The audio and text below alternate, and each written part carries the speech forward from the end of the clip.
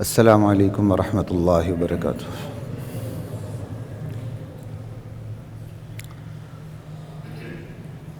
بسم اللہ والحمد للہ والصلاة والسلام علی رسول اللہ، اما بعد فاعوذ باللہ من الشیطان الرجیم، بسم اللہ الرحمن الرحیم۔ یا ایہا الذین آمنوا اطیعوا اللہ واطیعوا الرسول واولی الامر منکم۔ ایمان والو، اللہ کی مان کے چلو، اللہ کے رسول کی مان کے چلو، اور تم میں سے جو اہل علم ہیں، نیک حکمران ہیں، ان کی مان کے چلو۔ حضرات محترم، گزشتہ جمعہ بھی میں نے چند منتخب احادیث آپ کے سامنے رکھی تھی۔ آج کی اس نشست میں بھی نبی کریم صلی اللہ تعالی علیہ وآلہ وسلم کے بعض فرمودات پہ بات کر لیتے ہیں۔ مختصر ترجمہ تشریح عرض کرتا جاتا ہوں۔ اللہ عمل کی نیت سے مجھے بھی سننے کی توفیق عطا فرمائے، آپ کو بھی عمل کی نیت سے سننے اور پھر آگے سنانے کی توفیق عطا فرمائے۔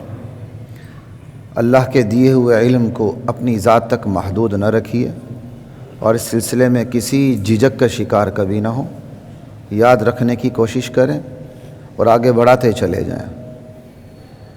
اور آپ ایک دفعہ کوشش کریں گے، انشاءاللہ اللہ کی طرف سے ذہن کے دریچے کھلتے چلے جائیں گے، اور آپ کو اپنے اوپر بھی یقین نہیں آ رہا ہوگا کہ کل تک میں ایک حدیث بیان نہیں کر سکتا تھا، اب تو بات شروع ہوتی ہے تو حدیثیں ختم نہیں ہوتی، قرآن کی آیات ختم نہیں ہوتی۔ اللہ بندے کا ہاتھ پکڑ لیتے ہیں۔ من یرد اللہ بہ خیرا یفقہہ فی الدین۔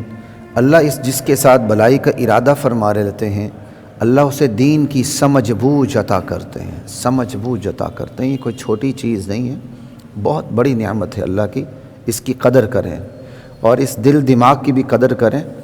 بے جا معلومات اس کے اندر نہ ٹھوسا کریں، کیونکہ اس کی بھی اپنی خاص میموری ہے، اس سے آگے یہ کام نہیں کرتا۔ تو خواہ مخواہ کی بے جا معلومات اس کے اندر نہ ٹھوسا کریں، کارآمد چیزوں کا مطالعہ رکھیں، بیکار چیزوں کا مطالعہ نہ رکھا کریں، حلال چیزوں کا مطالعہ رکھیں، حرام چیزوں کا مطالعہ نہ رکھیں، کیونکہ ذہن ایک ایسی چیز ہے، آپ اس میں جو چیز ڈال دیتے ہیں یہ اپنا ورک خود شروع کر دیتا ہے، آپ کو پتہ ہی نہیں ہوتا، یہ جمع تفریق ضرب تقسیم یہ کر رہا ہوتا ہے، سونے کی حالت میں بھی کر رہا ہوتا ہے۔ بہت سے لوگوں کو شکایت ہوتی ہے نا، جی ہمیں ہر وقت خواب آتے ہیں، شلوار ہماری خراب ہو جاتی ہے، تو ٹھیک ہے، یہ ویسے بھی ہوتا ہے، لیکن اس کی ایک بہت بڑی یہ وجہ ہوتی ہے کہ ہم نے دماغ کے اندر وہ حرام معلومات ٹھونسی ہوتی ہیں، وہ حرام معلومات پھر وہ سینما کی شکل میں ہمارے سامنے گھومنا شروع کر دیتی ہیں خواب کے اندر۔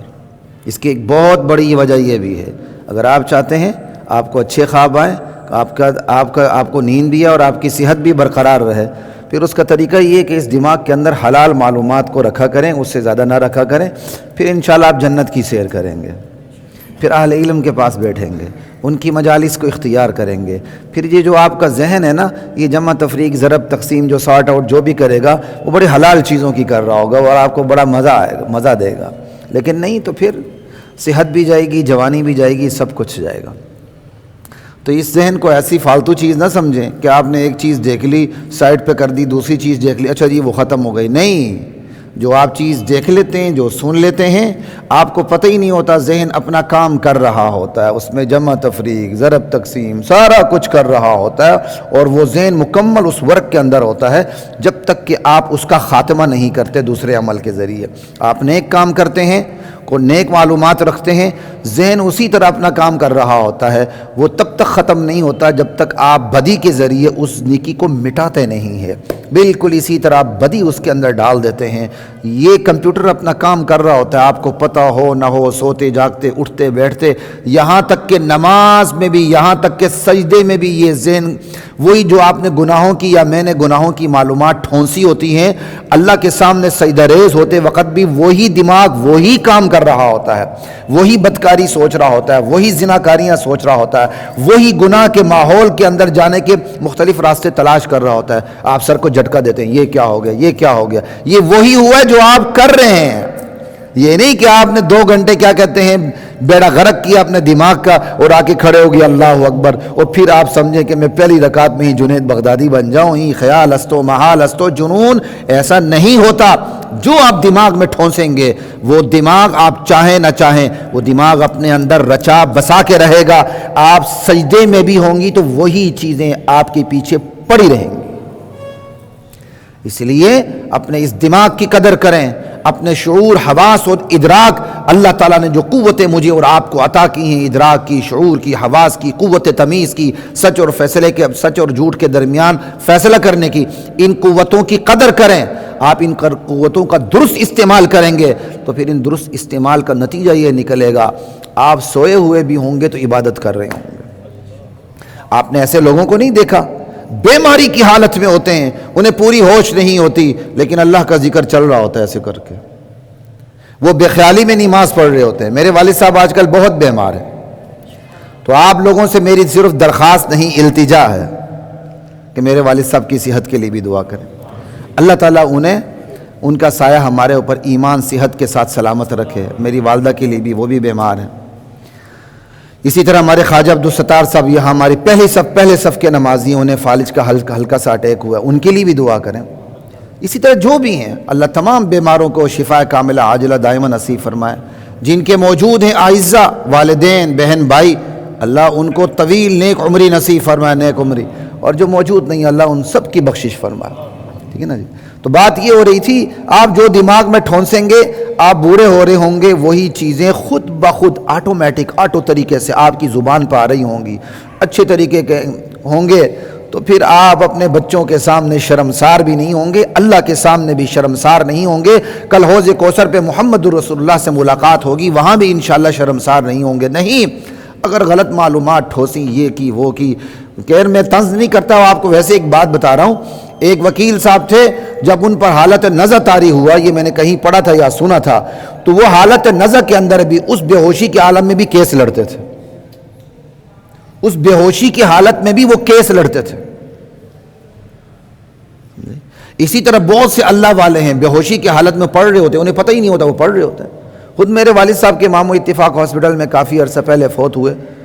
وہ فوتگی کیا مطلب، وہ اس بے ہوشی میں عادی بے ہوشی تھی، وہ ان کو اتنا پتہ تھا کوئی میرے آس پاس ہے، بس وہ ذکر اللہ. نرس آئی، اب وہ اس نے وہ کچھ ٹھیک کرنے کی کوشش کی، جو ان کے یورین پہ وہ بیگ لگا ہوا تھا، انہوں نے ہاتھ ایسے نرس کے ہاتھ پر ایسے دے مارا، قریب نہیں آنے دیا. آپ اندازہ کر لیں، یعنی وہ صرف بیگ ٹھیک کرنے آئی تو اس بے ہوشی میں انہوں نے اس کے ہاتھ پہ ہاتھ مارا، قریب نہیں آنے دیا. میرا ہاتھ پکڑ کے ایسے کرنے لگے، یعنی مطلب یہ تھا مجھے یہاں سے لے جاؤ. اسی طرح میرے والد صاحب بڑے بیمار ہیں کافی عرصے سے، کچھ ٹھیک ہو جاتے ہیں پھر بیمار ہو جاتے ہیں، تو اللہ ان کے گناہ ہی معاف فرما رہے ہیں، اللہ ان کے درجات ہی بلند کر رہے ہیں. لا الہ الا اللہ. معصوم کون ہے؟ ہم سب خطا کار ہیں. لیکن میں نے ان کو دیکھا ہے بے ہوشی کی حالت میں بھی، غالباً میں شاید میں نے وضو کرتے ہوئے بھی دیکھا ہے، نماز پڑھتے ہوئے تو میں نے کئی دفعہ دیکھا ہے، یعنی بے خیالی میں ہوتے ہیں، نماز پڑھ رہے ہوتے ہیں. تو 1-2 دفعہ میرے بھائی نے یا کسی نے روکنے کی کوشش کی، میں نے کہا نہ، جو کرتے ہیں کرنے دیں، جو کرتے ہیں کرنے دیں، اچھا کام کر رہے ہیں نا، کرنے دیں. نماز پڑھ رہے ہیں، یہ کر رہے ہیں، یعنی اسی بے خیالی میں ہی. تو جو آپ کی عادت بنی ہوگی بڑھاپے میں جا کر بے خیالی طور پر، آپ کی زبان پہ بھی وہی آئے گا، آپ کے اعضاء بھی اسی طرح حرکت کریں گے. اس لیے اس صحت کی، اس جوانی کی، اس ہوش کی، اس عقل کی قدر کریں. اس لیے نبی علیہ السلام کے فرامین اسی لیے میرے اور آپ کے عمل کرنے کے لیے. گزشتہ میں نے جمعہ بھی آپ کو ایک حدیث سنائی تھی، وہی حدیث سنا کے میں آگے چلتا ہوں کہ اللہ کے نبی فرماتے ہیں، ابن عمر رضی اللہ تعالی عنہ کی روایت ہے، 4 چیزیں ایسی ہیں، ان کن فیک، میرے امتی اگر یہ 4 چیزیں تمہارے اندر ہوں، فلا علیک ما فاتک من الدنیا، پھر تمہیں کوئی فکر کی ضرورت نہیں کہ دنیا کی کون سی نعمت تم سے چھوٹ جاتی ہے. 4 چیزیں. سب سے پہلے حفظ امانہ، امانت دار ہو، تم امین ہو، خیانت تمہارے قریب سے نہیں گزرتی، شکر کی بات ہے. حفظ امانہ، امانت صرف پیسے رکھنے کا نام نہیں ہے. آپ کو کوئی راز کی بات بتائے وہ بھی امانت ہے.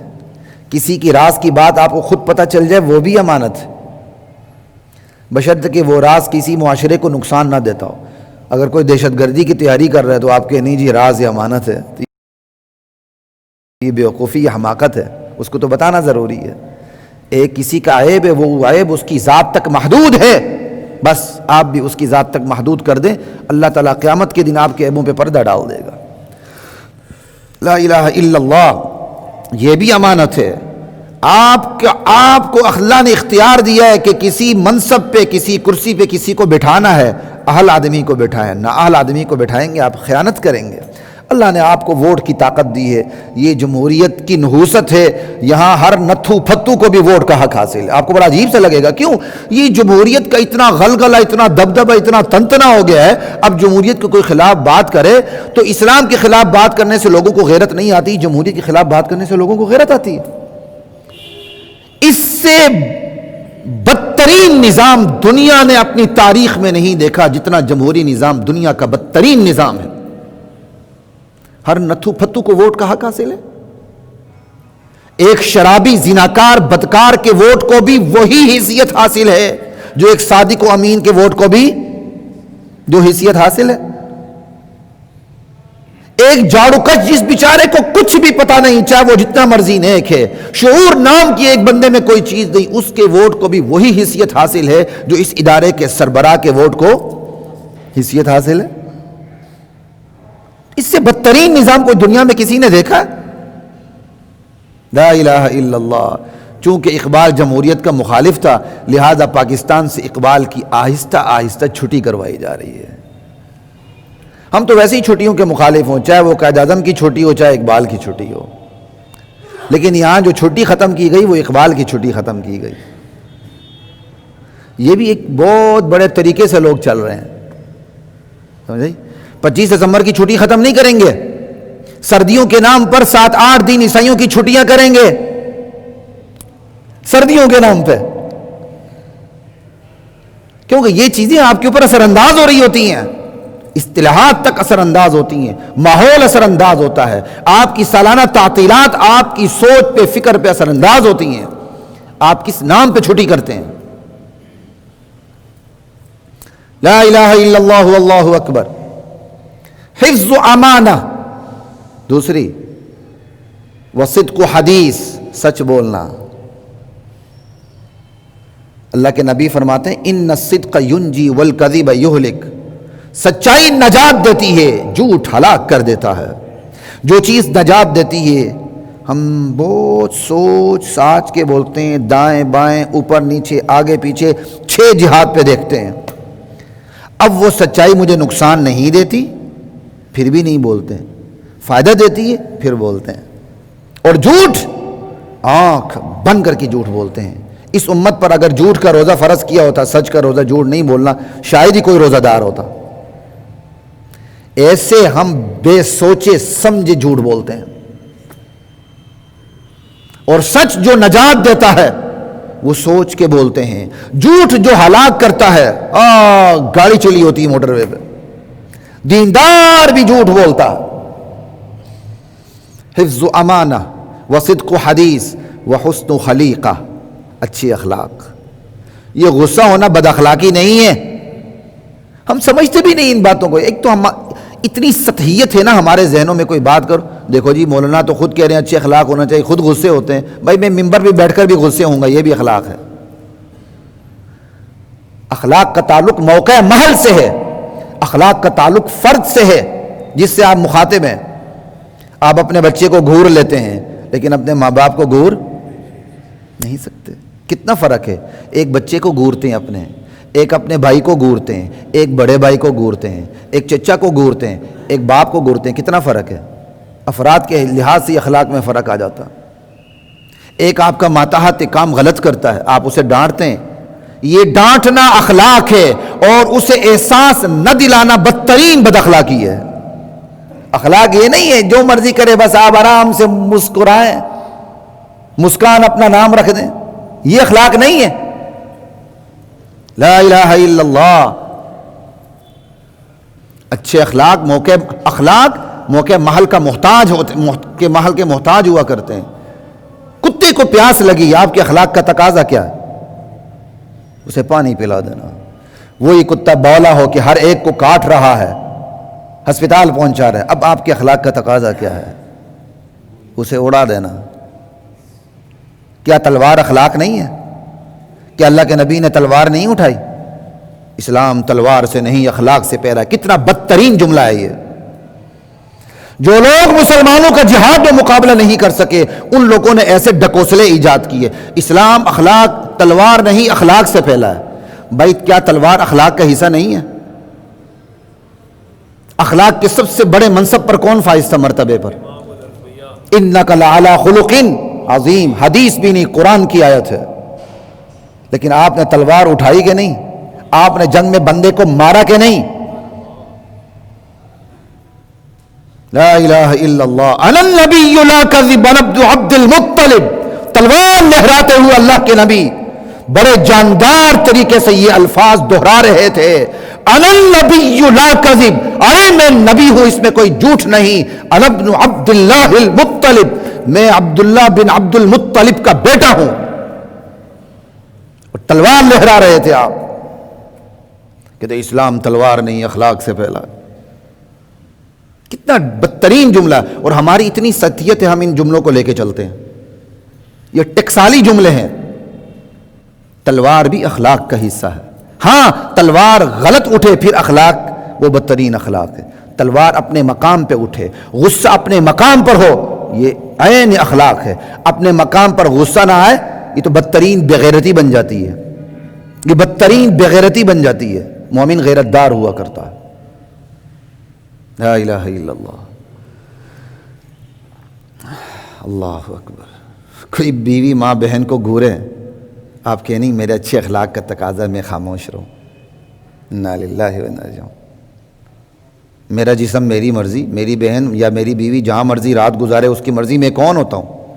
یہ جملے جو ہمارے ہاں ہم سوچ بھی نہیں سکتے تھے کہ کوئی ایسے جملے بنائے گا، ہوا کہ نہیں؟ اسی معاشرے میں ہوا کہ نہیں؟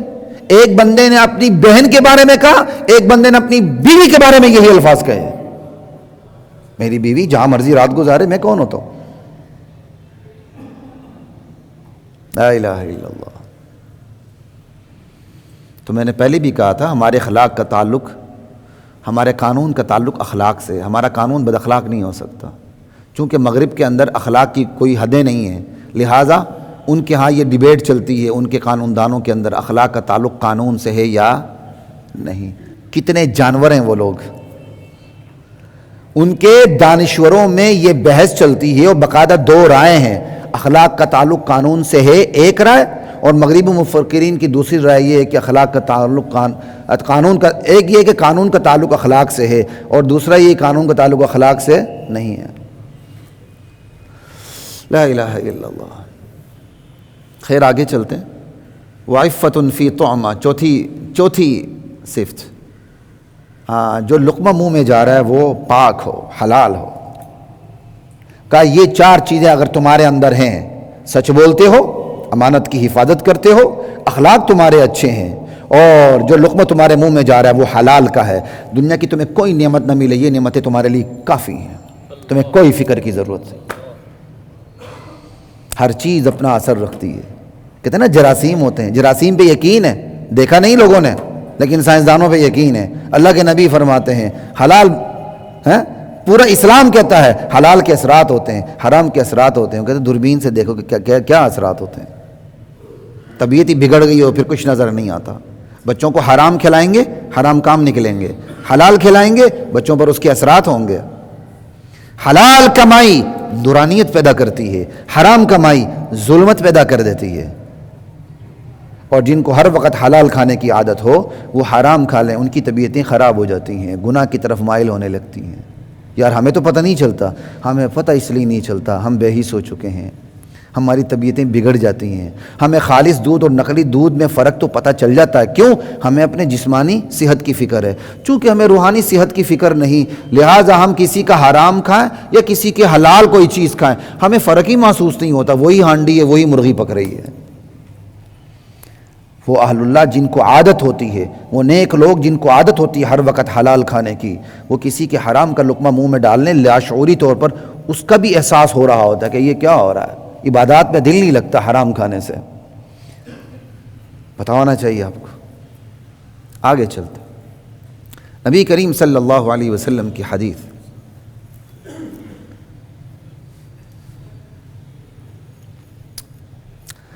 عبداللہ بن عباس رضی اللہ تعالیٰ عنہ اس کے راوی ہیں کہ آپ صلی اللہ علیہ وسلم نے ایک بندے کو نصیحت کی، اور نصیحت فرماتے ہوئے کیا کہا؟ اغتنم خمسا قبل خمس، میرے امتی 4 چیزوں کو غنیمت جانو، 5 چیزوں کو غنیمت جانو، قبل خمس، 5 چیزوں کے آنے سے پہلے۔ لا الہ الا اللہ۔ شبابک قبل حرمک، اپنے نوجوانی کو غنیمت جانو، بڑھاپا آنے سے پہلے۔ اب آپ نہیں دیکھتے ہمارے ساتھی کرسیوں پر بیٹھے ہوتے ہیں، سجدہ ان کے لیے مشکل ہو جاتا۔ خود میرے پاؤں میں ہیئر لائن فریکچر ہوا، آج بھی میں تشہد میں صحیح طرح نہیں بیٹھ سکتا، وہ مجھے ایسے پاؤں کھڑے رکھنے پڑتے ہیں۔ شبابک قبل حرمک، جوانی کی قدر کرو بڑھاپا آنے سے پہلے۔ بندہ اس وقت اللہ کے سامنے جھکنا چاہتا ہے، اللہ جھکنے نہیں دیتے، پھر بھی اللہ تعالیٰ نے کمپنسیٹ کیا ہوتا بندے کو، چل اشارہ کر لے تیرا سجدہ ہو گیا، اشارہ کر لے رکوع ہو گیا، کمپنسیٹ کر دیتے ہیں اللہ، ریلیکسیشن دے دیتے ہیں، اس کی جو لیگل اوبلیگیشن ہے اس کو نرم کر دیتے ہیں، لیکن سجدہ کرنے نہیں دیتے۔ اس لیے خصوصاً جوانوں سے کہہ رہا ہوں، اور خصوصاً ان ساتھیوں سے جو بڑھاپے میں ہوتے ہوئے بھی اللہ نے ان کی صحت برقرار رکھی، اللہ نظر بد سے بچائے۔ شبابک، اپنے جوانی کی حفاظت کرو، قدر کرو، قبل حرمک، بڑھاپا آنے سے پہلے۔ میں اپنے والد صاحب کو دیکھتا ہوں نا، کل پرسوں کی بات ہے، ان کی طبیعت سنبھلی، بس پیچھے پڑ گئے، میں نے جماعت کے ساتھ نماز پڑھی، پیچھے پڑ گئے، ہم نے بہت روکنے کی کوشش کی، غصے ہوئے، کہا نہ، ویل چیئر پہ ہیں، کہا نہ، سیدھے امام کے پیچھے جا کے ویل چیئر ہم نے رکھی تو پھر انہیں اطمینان ہو، اس سے پہلے لڑ پڑتے ہیں، کہا نہ، سیدھے مسجد میں جماعت کے ساتھ۔ پھر 2 دن پہلے عشاء کو ان کو نیند آئی تو میں نے کہا سونے دو، خادم ساتھ تھا، اللہ، طلبہ تو دینی طلبہ تو عجیب چیز ہوتی ہے نا، ہم جو پڑھتے ہیں نا رسول اللہ پر صحابہ فدا ہوتے تھے، تھوک کو بھی گرنے نہیں دیتے تھے۔ خدا کی قسم، ہم اس قول کا خدا کی قسم مشاہدہ کرتے ہیں، اس قول کی صداقت کا مشاہدہ کرتے ہیں۔ 1400 سال بعد نبی کی علوم کو سینے میں لیے ہوئے ایک عالم بڑھاپے کی دہلیز پہ پہنچ رہا ہوتا ہے، خدا کی قسم اس کا لعاب، اس کا تھوک، اس کی نجاست مدارس کے طلبہ اپنے ہاتھوں سے اس طرح اٹھاتے ہیں، ذرا بھی انہیں کراہت محسوس نہیں ہوتی ہے، وہ اپنے لیے اعزاز سمجھتے ہیں۔ 1400 سال بعد ایک گناہگار عالم کا یہ مقام ہے اس کے شاگردوں کے سامنے، تو محمد الرسول اللہ کا مقام صحابہ کے سامنے کتنا ہوگا؟ بس یہ میں نے علماء کے حوالے سے کہی، لیکن میرے والد صاحب کے ساتھ یہ بیتتی ہے، میں دیکھتا ہوں اور روزانہ دیکھتا ہوں، روزانہ کی بنیاد پہ دیکھتا ہوں، ان کے شاگرد ہمیں قریب نہیں آنے دیتے۔ میں تو ویسے ہی تھوڑا سا شکی مزاج ہوں پاکی ناپاکی کے اندر، یہ بس اس چیز نے مجھے والد صاحب کی خاص خدمت سے محروم کر رکھا ہے۔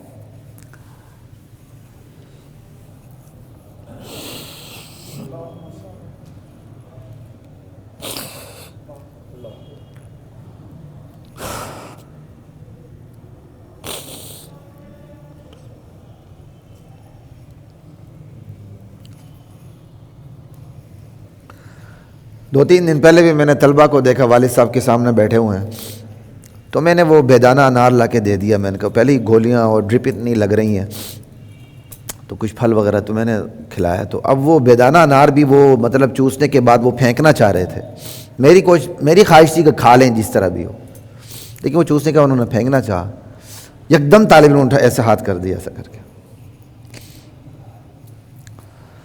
وہ چوستے گئے اور ایسے پھینکتے گئے، اس نے ہاتھ میں ایسے لیے اور وہ اس نے ڈسٹبین بھی سامنے نہیں کی، ایسے ہاتھ میں لیے ڈسٹبین میں پھینکا، ایسے ہاتھ میں لیے ڈسٹبین میں پھینکا، لعاب خود ہی ایسا آگے کر کے طالب علم، وہ کوئی طالب علم یتیم نہیں ہے، وہ غریب مسکین نہیں ہے کہ اپنا کھا نہ سکے.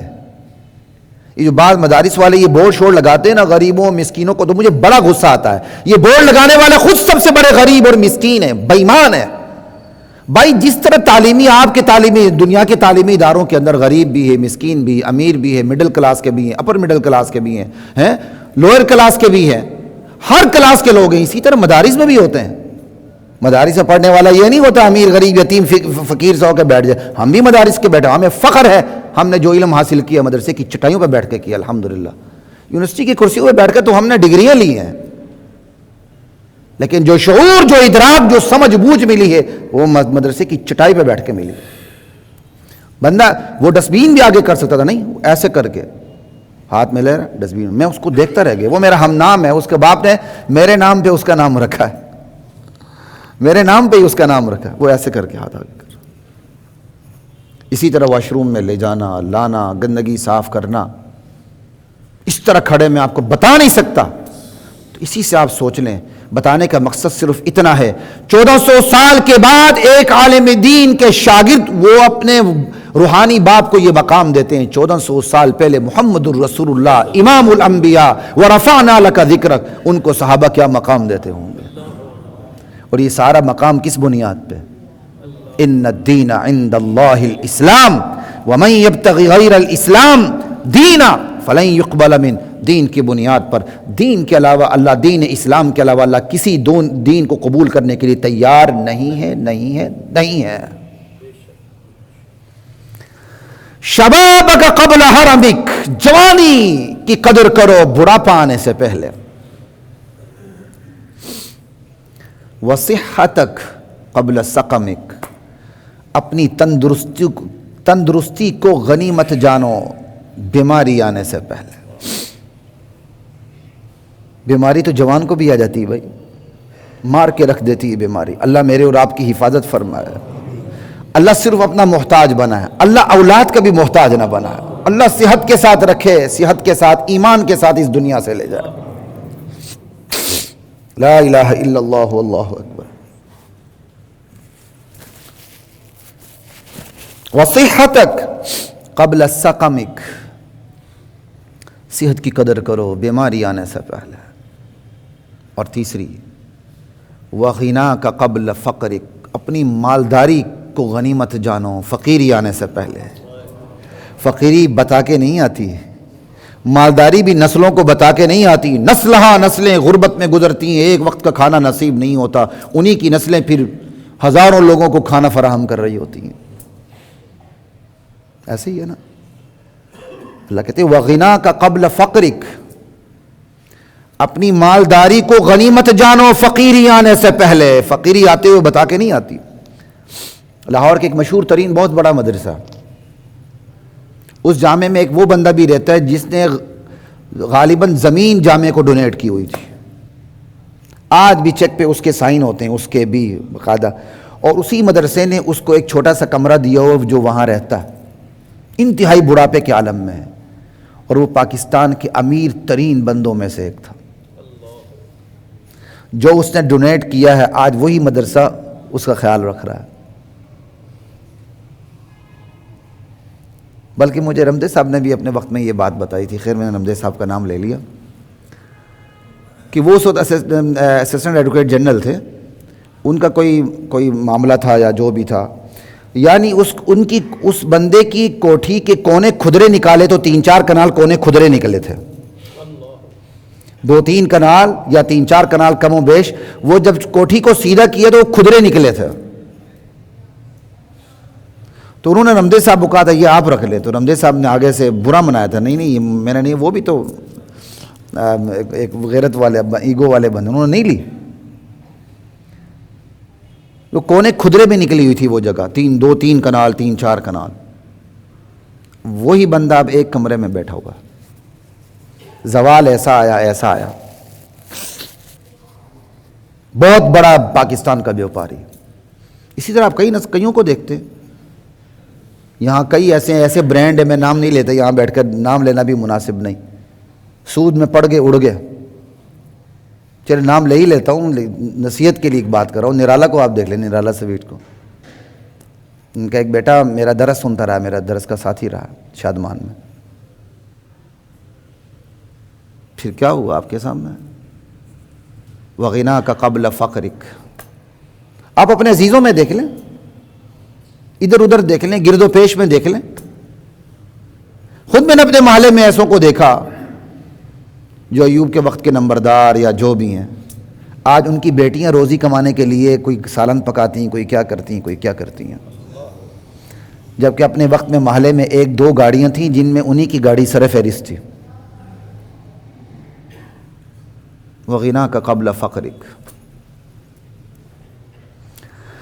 اللہ اکبر. ابھی تو سود نے آسان کر دیا ہے نا، جو موٹر سائیکل نہیں لگتا وہ بھی 4 پہیوں والی گاڑی میں بیٹھ کے اکڑتا اور اس کی سودی قسط ادا کر رہا ہوتا.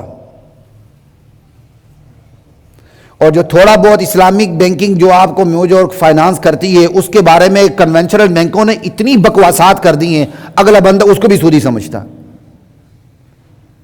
اور حماقت کی انتہا یہ کہتے جی وہ بھی اتنا آگے سے لیتے ہیں، یہ بھی اتنا لیتے ہیں، فرق کیا ہے؟ تو بھائی آپ حرام مرغی پکاؤ، حلال مرغی پکاؤ، فرق کیا ہے؟ ریزلٹ کو نہیں دیکھا جاتا، پروسیجر کو دیکھا جاتا ہے. سامنے سے ذبح کرتے ہیں، رگیں کٹتی ہیں، حلال ہے. الٹا ذبح کرتے ہیں تو وہ مرغی کیا ہو جاتی ہے؟ حرام ہو جاتی ہے. پروسیجر میں فرق ہے، لیکن نتیجہ کیا ہے؟ دونوں کو پکا کے دیکھ لیں، وہی چکن ہے. بھائی پروسیجر کو دیکھا جاتا ہے.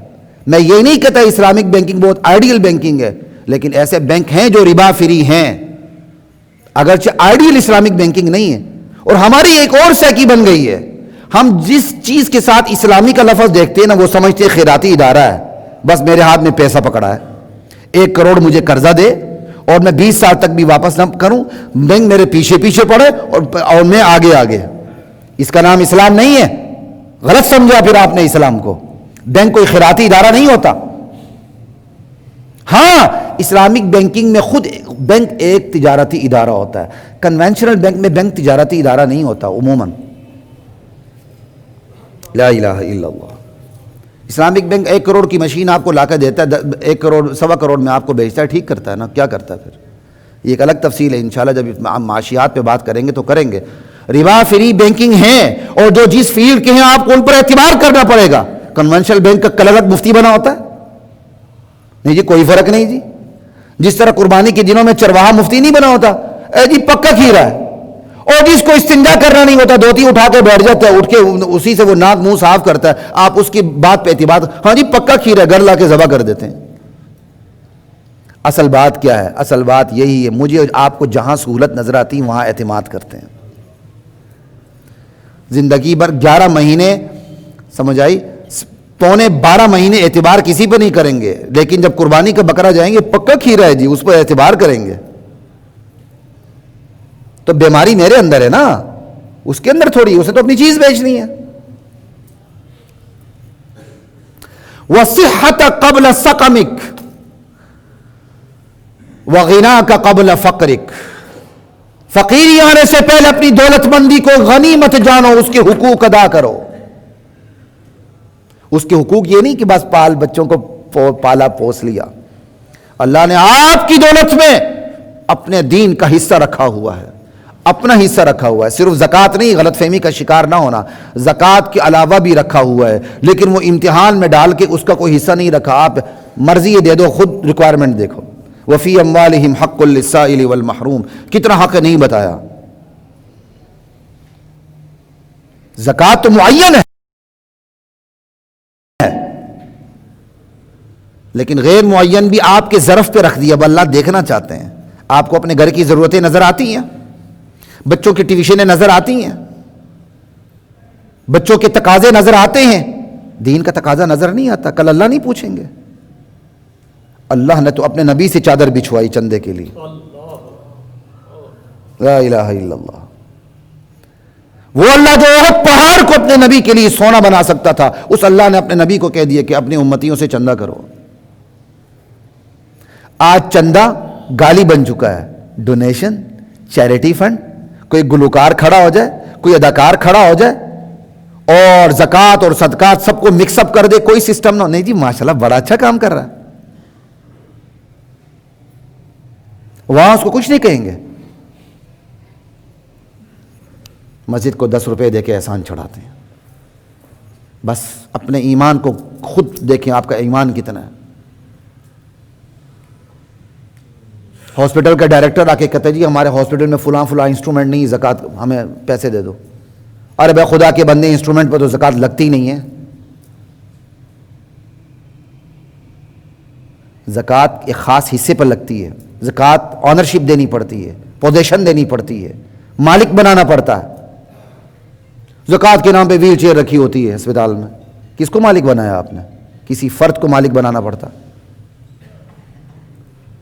ایسا مسکنسپشن, ایسے غلط تصورات ہمارے بڑے ہوئے ہیں نا. ضرور دیں, ویل چیئر دیں, جو مرضی دیں, لیکن صدقات سے دیں. زکوٰۃ وہاں دیں جہاں زکوٰۃ لگتی ہے. زکوٰۃ اور عام صدقات کو مکس اپ کر کے ہر جگہ نہیں لگا سکتے آپ. لا الہ الا اللہ وغناک قبل فقرک. فقیری دستک دینے سے پہلے, فقیری کی دستک دینے سے پہلے اپنی دولت مندی کو غنیمت جانو, حقوق ادا کرو. وہ پھر ٹائم نہیں ہے, پھر انشاءاللہ. وفراغک قبل شغلک. مشغول ہونے سے پہلے اپنی فراغت کی قدر کر لو. مشغولیت کیا؟ مرض نے مشغول کر دیا, بڑھاپے نے مشغول کر دیا, روزی روٹی نے ایسا مشغول کر دیا وقت ہی نہیں ہے. جس باس کے پاس کام کر رہے ہیں وہ نماز کی چھٹی دینے کے لیے تیار ہی نہیں ہے. کوئی بھی مشغولیت, اللہ نے فراغت دی ہے اس کی قدر کرو. بس اللہ نے فراغت دی ہے آپ کو, ٹائم دیا, اس ٹائم کی قدر کر کے اس وقت کا حق ادا کرو. کتنے خوش نصیب ہیں وہ لوگ جو ریٹائرمنٹ کے بعد اب ان کے پاس کوئی کام نہیں. اللہ نظر بس سے بچائے. کھوکر صاحب بیٹے ماشاءاللہ اچھے لگے ہوئے ہیں, آرام سے صف اول میں سب سے پہلے بیٹھے ہوتے ہیں, بڑے خوش نصیب ہیں. اسی طرح وہ تمام لوگ جن کو اللہ نے وقت دیا ہوا بڑے آرام سے آتے ہیں, ریٹائرمنٹ کی زندگی گزار رہے ہیں. خیر وکیل تو کبھی ریٹائر ہی نہیں ہوتا نا جی, نہ صحافی ریٹائر ہوتا ہے نہ وکیل ریٹائر ہوتا. لیکن ایک اللہ تعالیٰ نے وقت دیا ہوا, اور کیا چاہیے. یہاں لوگ ریٹائرمنٹ ہوتی نا, اندر وچوں رو رہے ہوتے ہیں.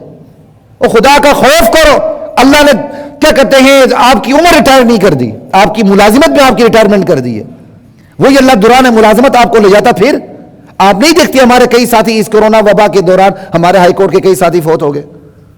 خدا کا شکر ادا نہیں کرتے, ملازمت سے ریٹائرمنٹ آپ کی ہو گئی ہے. ایکسٹینشنوں کے پیچھے پالشیں کرتے پھرتے ہیں ہم. خدا کا شکر ادا کرو, آپ ریٹائر ہو گئے, آرام سے آپ کو پینشن مل رہی ہے. اور مسجد میں جائیں, اللہ اللہ کریں, صبح تہجد کے وقت اٹھیں, اللہ اللہ کریں. اللہ نے آپ کو وسیع وقت دیا ہوا ہے. اب جو گناہ ہوئے ان سب کی توبہ کیا کہتے ہیں کریں. جو حقوق رہ گئے, کسی سے 10 پنجو لیا, اس کو واپس کرنے کی فکر کریں.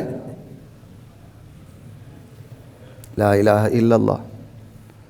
یہ تو گولڈن ایج اللہ نے دی ہے بوڑھوں کو. اللہ کو اس بڑھاپے سے حیا آتا, حیا شرم آتی ہے. یہ بڑھاپا اللہ کی نعمت ہے. اللہ بندے کی سفید داڑھی سے حیا کھاتے ہیں. لیکن ہمارے ایسے ساتھی بھی ہیں بوڑھے ہو چکے ہیں, الٹا اس طرح بھی مارتے ہیں. بس کریں, کل محمد الرسول اللہ کی زیارت کرنی ہے, بس شرمندگی نہ ہو وہاں. سمجھ آئی بات کی. یہ گولڈن ایج ہے. آپ 60 سال ہو گئی, 65 سال آپ کی عمر ہو گئی, آپ ریٹائر ہو گئے, پھر بھی آپ زندہ ہیں, پھر بھی آپ کے ہاتھ پاؤں کام کر رہے ہیں. ارے شکر ادا کریں, اب تو کوئی کام ہی نہیں ہے. بندہ معاملات میں گندا ہوتا ہے, اللہ تعالیٰ نے معاملات سے آپ کو بچا لیے. 65 کے بعد بس آپ کے معاملات ختم ہو گئے, آپ ریٹائر ہو گئے. اس لیے معاملات ضرورت پڑنے پر لوگوں کے ساتھ رکھا کریں. یہ معاملات تو ایسے چیزیں, اچھے لوگ معاملات میں آ کے گندے ہو جاتے ہیں. اچھے لوگ جن کا برم رہتا ہے وہ بھی خراب ہو جاتے ہیں. یہ تو گولڈن ایج ہے, اس کا شکر ادا کریں. اللہ تعالیٰ نے آپ کو وقت دیا, اس کا شکر ادا کریں. ضروری ہے کہ کام کرتے اسی سیٹ پہ جا کے مرے, نہ نماز کا پتہ, نہ حج کا پتہ, نہ روزے کا پتہ. خدا کا خوف کریں.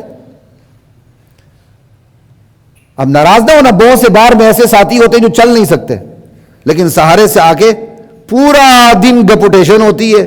جب ہائی کورٹ شام کو غروب ہو رہا ہوتا ہے تو وہ بھی پھر غروب ہو کے جا رہے ہوتے ہیں. بڑا ترس آتا ہے خدا کی قسم مجھے. میں ایسے ساتھیوں کو دیکھتا ہوں, مجھے بہت ترس آتا.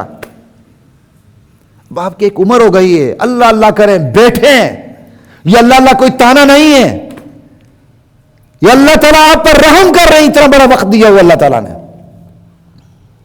وَحَيَاتَكَ قَبْلَ مَوْتِكَ، لا الہ الا اللہ، اپنی زندگی کی قدر جانو موت آنے سے پہلے پہلے. یہ 5 چیزیں. اغتنم خمسن قبل خمسن، 5 چیزوں کو 5 چیزوں کے آنے سے پہلے غنیمت جانو. شبابک، جوانی کو غنیمت جانو، قبل حرمک، بڑھاپا آنے سے پہلے. وصحتک قبل سقمک، صحت کو غنیمت جانو، بیماری آنے سے پہلے. وغناک قبل فقرک، دولت مندی کو غنیمت جانو، فقیری آنے سے پہلے. وفراغک قبل شغلک، اپنی فراغت کو غنیمت جانو، مشغولیت سے پہلے پہلے. وحیاتک قبل موتک، اپنی زندگی کو غنیمت جانو، موت کی دستک دینے سے پہلے. وآخر دعوانا الحمدللہ.